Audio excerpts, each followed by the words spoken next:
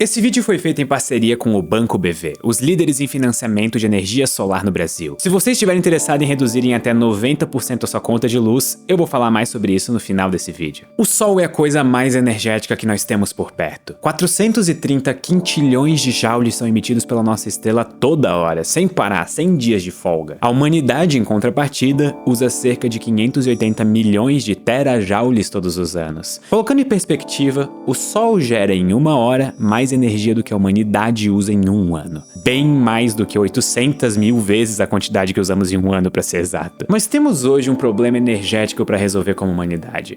Conforme a tecnologia avança, o nosso consumo de energia também avança. A humanidade alcançou a marca de 28,7% de toda a energia elétrica gerada mundialmente vindo de fontes limpas, como solar e eólica. Mas nós precisamos de mais, porque não temos como sustentar um mundo cada vez mais faminto por energia com as mesmas fontes não renováveis e poluentes que usamos hoje. E de todas as formas de gerar energia limpa, provavelmente a que mais esteve nos holofotes foi a energia solar. No Brasil, hoje os painéis solares são os responsáveis por 12% de toda a energia elétrica gerada, o que faz com que eles ocupem o segundo lugar na nossa geração de energia elétrica, atrás apenas de usinas hidrelétricas. Mas o que aconteceria se todas as residências e indústrias do Brasil tivessem painéis solares? Nós poderíamos suprir toda a energia do Brasil somente com energia solar? Ou melhor ainda, e se a gente simplesmente cobrisse o Brasil com painéis solares? A resposta é um pouco mais complicada do que parece. Então, para isso, vamos começar com uma breve explicação de como um painel solar funciona.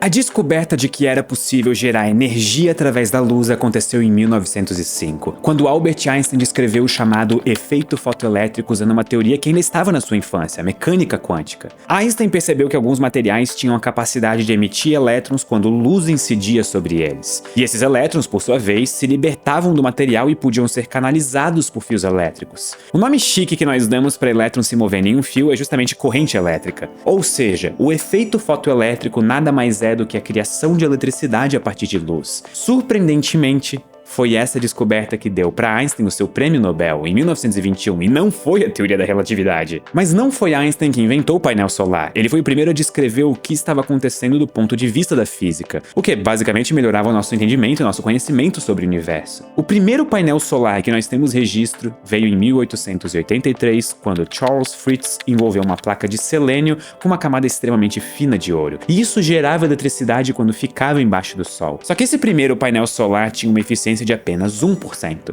Os melhores painéis solares hoje chegam a 23% de eficiência. Esse gráfico mostra o custo em dólares para produzir 1 watt através de painéis solares ao longo do tempo. Nós fomos de $100, ou cerca de R$500 em 1975, para 27 centavos de dólar, ou R$1,36 em 2021. Para comparação, em média, uma residência brasileira tem um consumo mensal de 152,2 kWh. Isso significa que abastecer ela somente com painéis solares custaria algo em torno de R$105 mil em 1975, mas somente R$287 em 2021. Isso parece bem barato, então qual que é a pegadinha? Na verdade, não existe uma pegadinha. Existe uma dificuldade prática que é verdadeira para quase toda forma de gerar energia renovável. Os recursos renováveis, em geral, não são constantes. Os ventos que movem uma turbina eólica não sopram 24 horas por dia com a mesma intensidade, e o Sol não bate na superfície de uma placa solar 24 horas por dia. Nós inclusive temos um nome especial para o período em que ele não faz isso: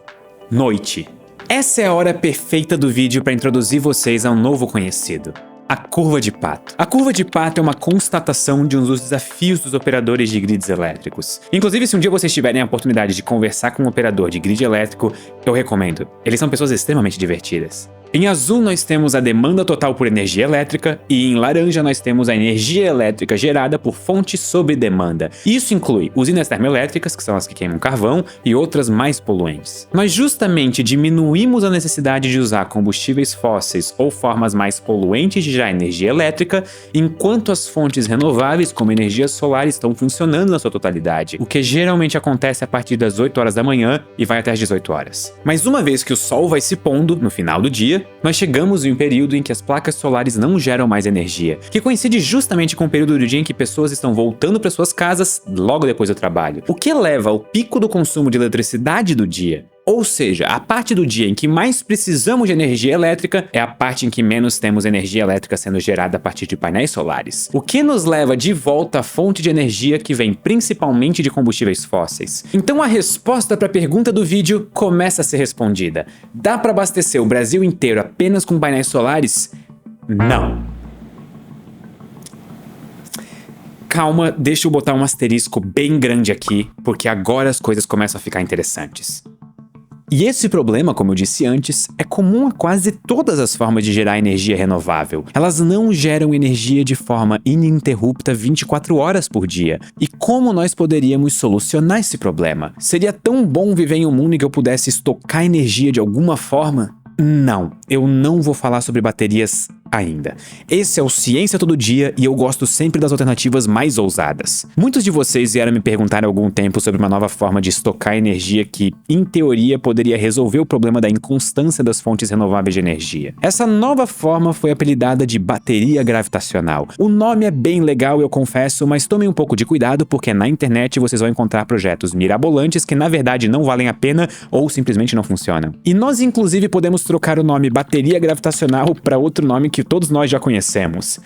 Usinas hidrelétricas. Só que diferente das usinas hidrelétricas que a gente já conhece, em que nós geralmente construímos uma barragem em um rio para usar a energia potencial gravitacional da água represada e transformar o movimento dela em eletricidade, em uma bateria gravitacional nós literalmente bombeamos a água morro acima. Se essa ideia ainda não fez sentido, calma que eu vou dar uma ajuda. Olhem de novo a curva de Path. Os períodos do dia em que mais geramos eletricidade através de fontes renováveis são os períodos em que a demanda por eletricidade não é a maior do dia. Ou seja, nós estamos em um superávit de energia. Nós estamos gerando mais do que gastamos. E essa sobra de energia, que no momento está sendo desperdiçada porque ninguém usa, poderia ser utilizada para bombear água morro acima até uma represa artificial. E quando a noite chegasse e os painéis solares parassem de gerar energia, nós poderíamos deixar essa água correr de volta, movendo turbinas no caminho e gerando eletricidade, funcionando exatamente como uma versão miniatura de uma usina hidrelétrica, gerando energia para alimentar a alta demanda das pessoas. A parte legal é que essa tecnologia já é implementada em diversos países,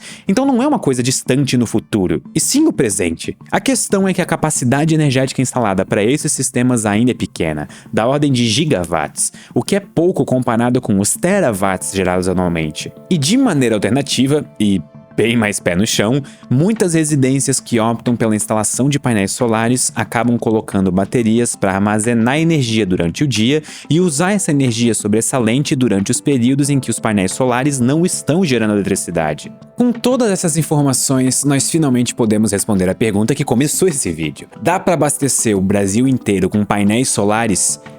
Sim. Tá, eu preciso de mais um asterisco aqui. Um painel solar moderno gera cerca de 200 watts por metro quadrado. O consumo total de energia elétrica no Brasil em 2021, que é o último ano em que eu achei o dado oficial, foi de 497 terawatt-hora. Isso significa que com uma área de apenas 56 mil quilômetros quadrados, que é cerca de 58% da área do meu estado, Santa Catarina, nós produziríamos energia o suficiente para manter o Brasil inteiro funcionando apenas com energia solar. Para essa ideia funcionar, nós precisamos de uma maneira eficiente de armazenar energia. Isso é fácil se pensarmos no nível mais individual, no sentido de cada casa ter seus próprios painéis solares com baterias armazenando energia o suficiente para manter a casa funcionando nos períodos em que os painéis não geram energia, mas se torna um desafio quando pensamos nas escalas largas do território nacional. Nós precisamos cada vez mais de painéis solares para garantir que vamos gerar energia de maneira limpa, sustentável e barata. Afinal, são essas características que vão fazer a humanidade passar de nível na escala de Kardashev, que é basicamente uma medida de quão avançada uma civilização é, olhando apenas a produção de energia dela. O meu ponto é que geração de energia é uma questão muito mais complexa do que comentários aleatórios feitos no Twitter ou vídeos do YouTube fazem parecer. A solução para um futuro limpo e sustentável, pelo menos do ponto de vista da energia, parece estar cada vez mais pendendo para que cada um de nós possa, por um preço justo, gerar sua própria energia quase que de graça e não depender de combustíveis fósseis. E falando em preço justo, custo. Se você tem interesse em colocar energia solar na sua casa, o Banco BV, que fez esse vídeo em parceria comigo, tem uma proposta para você. Eles são líderes em financiamentos para energia solar e estão ajudando a democratizar o acesso à energia renovável. Se você está interessado em deixar o próprio sol a 150 milhões de quilômetros daqui pagar as suas contas de eletricidade, dá uma passada no site deles. O link tá aqui na descrição. Não importa se você é uma pessoa ou uma empresa, nos tempos de hoje, quem que não quer economizar até 90% na conta de luz? Ah, e o financiamento abrange 100% do projeto, desde os equipamentos até a instalação. É para você realmente não ter que se preocupar com nada. E eu vejo vocês no próximo vídeo.